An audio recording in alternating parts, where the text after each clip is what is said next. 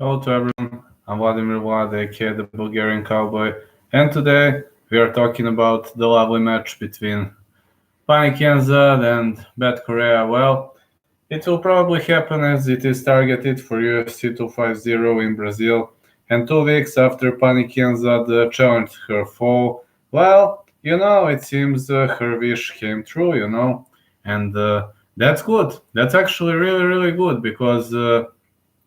Pannie Kianzad's wish was to fight Bethe Correia, and the bout is gonna happen. So let's now talk about the fighters.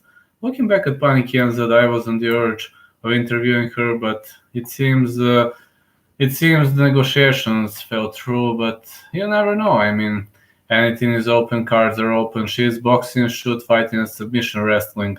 Fighter from Helsingborg, Sweden, purple belt in BJJ. But she has amazing clinch fighting. She also has amazing clinch game, great punching, great striking, and great, even better striking game when she is on the distance. One of the best Nordic fighters ever. Cage Warriors Fighting Championship, bantamweight champ, and she was undefeated in Cage Warriors. Scored one performance of the night at Invicta Fighting Championship, and lost in the finals of TUF 28. Looking back at her performances, after winning that vacated Cage Warriors title, she she got Invicta FC contract where she had ups and downs, one win, three losses, and then she finally bounced back with a win over Bianca Del Moni.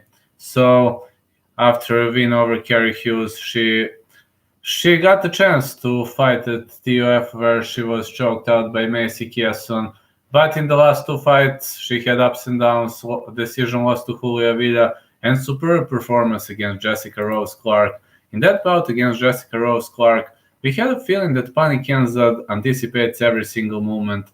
And looking back at her, I was really thinking that this girl is amazing. I was thinking that Pannie Kianzad is doing everything to become the definite winner of the fight. She knew what was her opponent doing. She knew what was gonna happen. She simply anticipated every single move of Jessica Rose Clark, and there was only one opponent on the on the mat, and this was Pannie Kianzad in the last match. Looking back at Bethe Correia, well, she even fought for UFC Women's Bantamweight title, and she came pretty much undefeated in this lovely sport with a score of 6-0. She arrived to the UFC. She was defeating almost everybody via decision. She was a very, very dominant name. Bethe Correia, she is purple sash in Kung Fu, blue belt in BJJ, but she rides on a score of 11 wins, 4 losses, and 1 draw.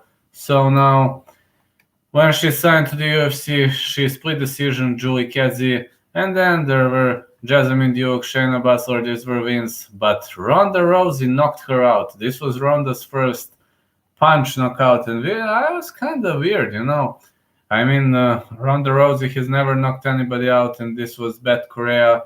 Then she had bad nights, against Raquel Pennington. She was defeated. She won Jessica I, scored a draw against Marlon Renault, just to suffer two more difficult losses. She was crocked up by Holly Holm, and then submission by Irene Aldana via one of the slickest arm bars ever. Correia even missed weight for that fight. She was probably in a period, I don't know. But in the last match, she defeated Sierra Eubanks, and both fighters are having one win at the moment.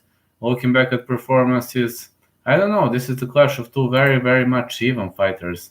And Pannie Kianzad, I believe this girl has better clinching and better striking, but Bethe Correia is also a dangerous fighter. I mean, she didn't have much stoppages. She only stopped Shayna Baszler on the other side. Pannie Kianzad in the UFC, she didn't have stoppages, but her most devastating stoppage actually happened against Lina Länsberg. It happened in Malmö, Sweden on December 29th, 2012. So actually, I believe Pannie Kianzad has what it takes to fight big names, and the fight takes place in Brazil. So I believe Bethe Correia is going to get wings if the fight is taken to the ground. Maybe I'd give slightly more chances to Bethe Correia, but if the fight is happening in the clinch or, in the striking range, in the long range, I think Pannie Kianzad has better chances, but I'd slightly lean towards Pannie Kianzad for this fight because I think she matured as a fighter a lot, and I believe she is now a better fighter, a more tactical fighter. I believe she thinks a lot during the fight, and this might give her a critical advantage in this match. These are just my thoughts.